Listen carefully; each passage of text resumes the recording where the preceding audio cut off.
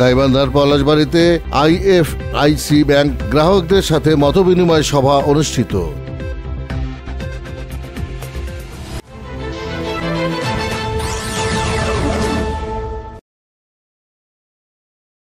আসসালামু আলাইকুম। এমকে টেলিভিশনের নিয়মিত সংবাদে আপনাদের স্বাগত জানাচ্ছি আমি শারমিন মিনা। এতক্ষণ শুনছিলেন সংবাদ শিরোনাম, এখন ডেস্ক থেকে বিস্তারিত। গ্রাহকের অবস্থার সঙ্গে সামনে এগিয়ে যেতে চায় আইএফআইসি ব্যাংক।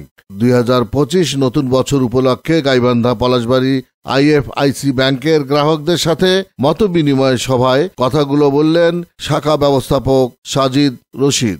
এ সময় উপস্থিত ছিলেন customer service manager Habibullah Saddam, market and sales officer Nawaz Hossain, Gobindaganj শাখার অফিসার ইনচার্জ মাসুর ইসলাম জীবন সহ আরো অনেকে। শেষে বিশেষ মোনাজাত পরিচালনা করেন পলাশবাড়ির কেন্দ্রীয় জামে মসজিদের পেশ ইমাম হাফেজ Mustafizur Rahman Raja. Iftekhar, news desk, MK television. শেষ করছি এমকে টেলিভিশনের নিয়মিত সংবাদ। এতক্ষণ সাথে থাকার জন্য সবাইকে ধন্যবাদ।